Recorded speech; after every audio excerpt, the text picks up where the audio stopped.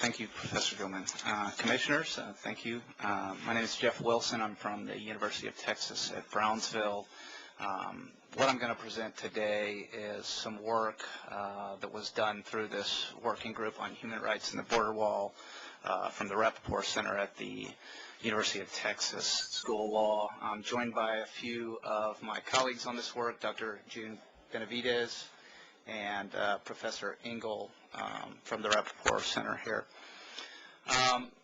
What we are actually going to present is a look at the border fence from the perspective of demographics and demographic disparities, specifically in Cameron County, Texas, which is the southernmost point of Texas there along the Mexican border. What we're going to show here is that the location and placement of the fence relative to the gaps in the fence disproportionately affects marginalized populations. So the location where the fence is planned to be put along the border there is going to disproportionately affect poor, undereducated, Spanish-speaking immigrant populations. Just a bit of background. The Secure Fence Act called for about 670 miles. About 200 miles of that was along the Texas-Mexico border. One of the objectives of this study is to actually pin down where the wall is actually going to be located. As Professor Gilman alluded to, the statements on where the wall is going to be located have been somewhat nebulous. So we're going to go through some of the baseline data that we used, look at some of the methods that we went through and the actual results of the study. So the investigation and the methods basically is broken down into three different sections. First, we needed to actually map where the fence was going to be and get a good idea of that. Then get into what the actual underlying demographics of those areas were, and then do a bit of statistical analysis. So the map was taken from Route B that the Department of Homeland Security designated in their 2007 Environmental Impact Statement as their preferred route. And obviously the fence is not a contiguous barrier.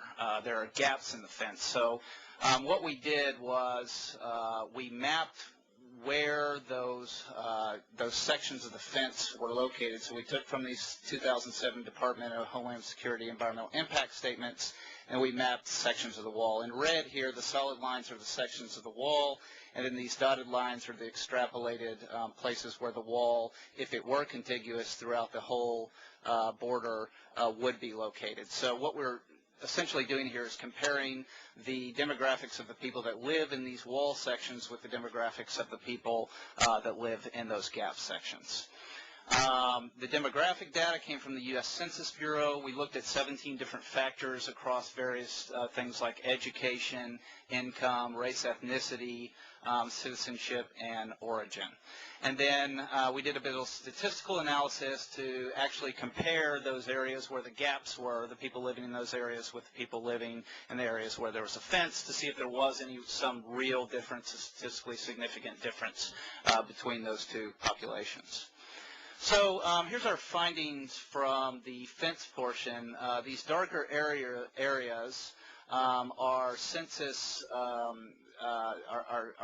blocks that are actually affected by the fence. So by that we mean that the fence is actually going to run through that census block, or it is going to seal off that census block on the river side of the wall. So there's 8 actual sections in Cameron County, ranging from about a mile to 12.5 miles, 35 miles or so total of fence.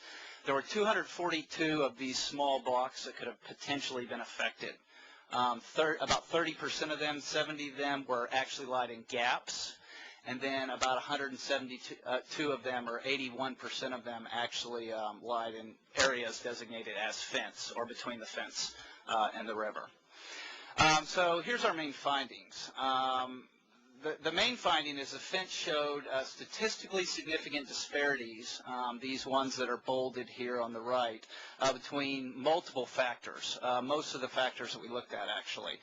So in terms of median household income in 2000, the average there in the areas, people living near the fence was lower, 23,000 versus 26,000.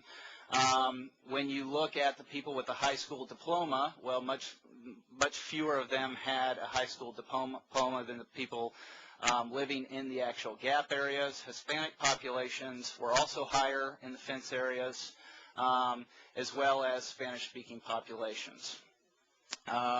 If you also want to look at citizenship and origin, foreign-born, non-U.S. citizens and foreign-born naturalized citizens, those factors were also higher. But what's not so important is those differences between the gap and the fence, but if the difference is actually statistically significant. And all of these that are bolded were statistically significant to the 0.05 level, which is a generally accepted level, anything below a 0.05 there. Okay, one example of this is the Riverbend area that Professor Gilman alluded to. So this is a country club environment out there on the edge of Brownsville, and what you see is sort of a solid, well, the camera's in the way, but solid barrier pretty much up to this area. Then you see a little bitty gap there, and then the wall kind of continues. So that little bitty gap is actually here the Riverbend Resort, which is a popular golfing and kind of country club community. And the wall just sort of picks up there on the other side. So, you know, that's one example of something that could be influencing some of these figures. One other thing that's interesting to note is that in the Department of Homeland Security's environmental impact statement, before Secretary Chertoff waived all of the environmental guidelines and regulations, they did actually do a short environmental justice study. And although they didn't do this at as fine of a granularity that we looked at, they looked at an area essentially about 4 times the size. They actually found that the census tracts included in the project, in the fence, had a higher percentage of Hispanic or Latino ethnicity than the areas not included in the project. Same thing for white and non-Hispanic or Latino. There was a higher percentage of whites in those areas not included in the project. So, just summarizing, in Cameron County, there are statistically significant differences between fence areas and the gaps in terms of education and income, ethnicity, origin, and citizenship. The planned construction, given our best estimates, will disproportionately affect these marginalized populations. Doesn't appear that the U.S. Department of Homeland Security has done their due diligence in taking into consideration these underlying demographics in areas of the construction in any systematic way. And as a result, our working group calls on the Department of Homeland Security to conduct some more sort of full investigation of these disparities along the entire U.S.-Mexico border wall for any continuation of the project.